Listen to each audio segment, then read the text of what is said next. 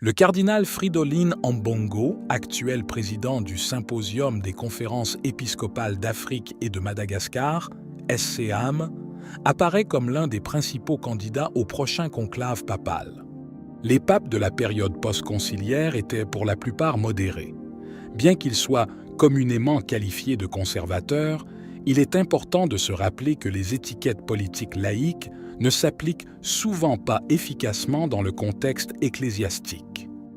En fait, dans l'ensemble de l'Église, même les plus conservateurs d'entre eux se sont révélés modérés.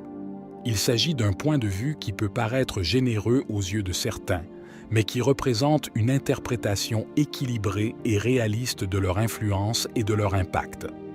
Le consensus général suggère que le successeur du pape François sera probablement un pape de transition, un modéré qui évitera de trop bouleverser l'équilibre actuel. Il est peu probable que le nouveau pape fasse des déclarations trop provocatrices qui pourraient déplaire aux laïcs, ni qu'il apporte des changements radicaux aux réformes déjà mises en œuvre par François dans l'Église. En effet, il est plus probable que les changements les plus contestés seront retirés en silence, grâce à la publication de documents de clarification qui annulent leur effet sans grande fanfare. Dans l'ensemble, on ne s'attend pas à des changements significatifs dans les structures fondamentales, en particulier au sein de la Curie romaine, où des personnalités influentes telles que les Jésuites et le groupe de Saint-Gall continueront d'exercer leur influence. Le débat au sein de l'Église catholique tourne désormais autour du cardinal Ambongo, qui a récemment attiré l'attention internationale grâce à sa position contre le supplicant Fuchsia, une décision papale controversée. Cependant, le cardinal a limité sa dissidence au contexte culturel africain spécifique, soulignant le caractère unique des défis auxquels l'Église africaine est confrontée.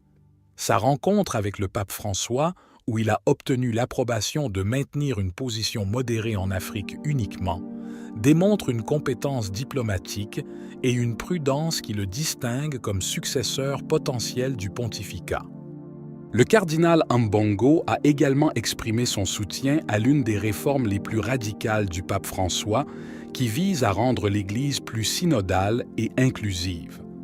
Cette réforme, connue sous le nom de synodalité, est considérée par de nombreux membres de la hiérarchie ecclésiale comme un changement substantiel dans la gestion de l'Église, un changement qui pourrait être difficile à inverser.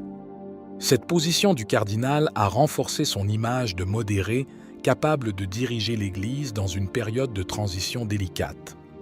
Le cardinal Ambongo a souligné l'importance d'être davantage à l'écoute des jeunes, notamment en Afrique, où la majorité des catholiques ont moins de 35 ans.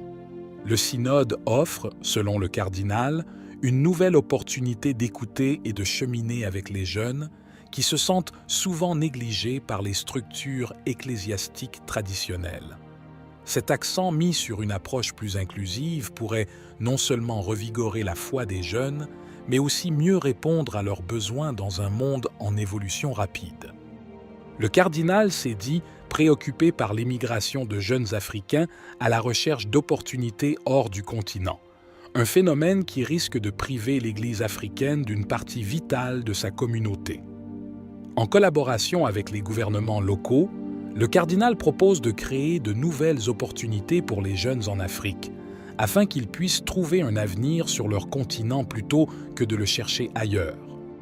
Le cardinal Ambongo a non seulement parlé de la nécessité d'écouter les jeunes et de collaborer avec les gouvernements locaux, mais il a également souligné l'importance d'interpréter le synode comme une nouvelle Pentecôte pour l'Église en Afrique. Cette expression métaphorique reflète non seulement sa vision d'un réveil spirituel et communautaire, mais signale également un changement potentiellement radical dans la manière dont l'Église entretient ses relations avec ses fidèles. Le cardinal y voit un moment clé, un kairos, qui traduit du grec ancien signifie « le moment opportun », soulignant ainsi l'importance cruciale du présent dans la transformation de l'Église. Par ailleurs, le cardinal Ambongo a abordé des questions sensibles comme celle des diaconesses, répondant que la question nécessite une étude plus approfondie. Cette réponse prudente indique une volonté de ne pas fermer immédiatement les portes aux futurs débats théologiques, tout en maintenant une ligne modérée et respectueuse des traditions ecclésiastiques. Cette position peut être interprétée comme une tentative d'équilibrer progrès et conservation, éléments souvent en tension au sein de l'Église.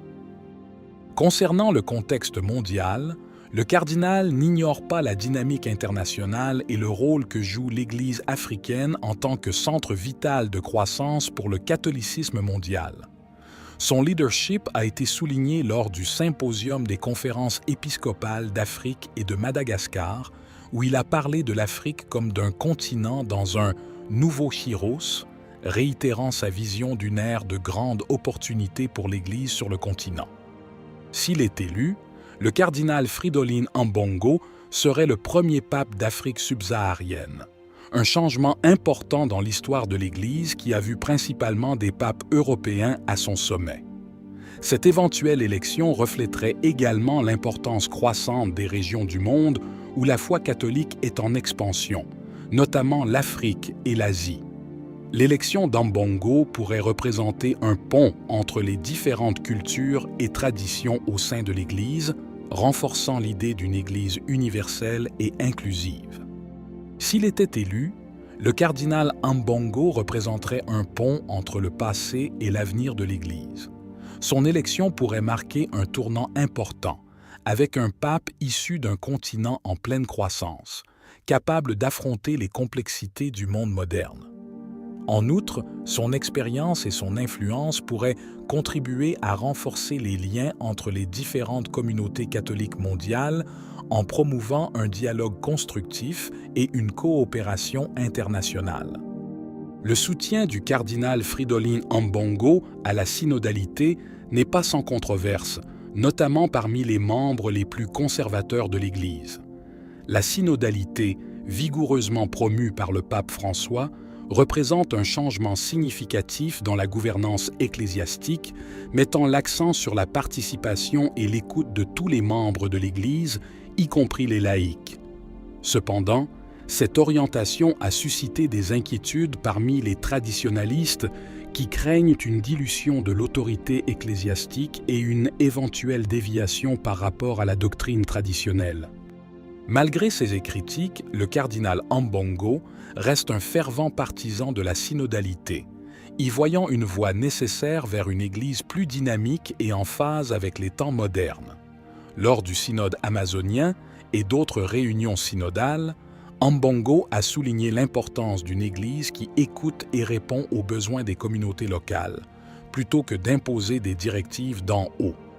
Sous la direction du pape François, l'Église catholique a entrepris un chemin qui cherche à réconcilier la tradition avec les besoins pastoraux du présent. La synodalité est considérée comme un moyen de rendre l'Église plus accueillante et inclusive, capable de relever les défis contemporains à travers le discernement communautaire et le dialogue ouvert.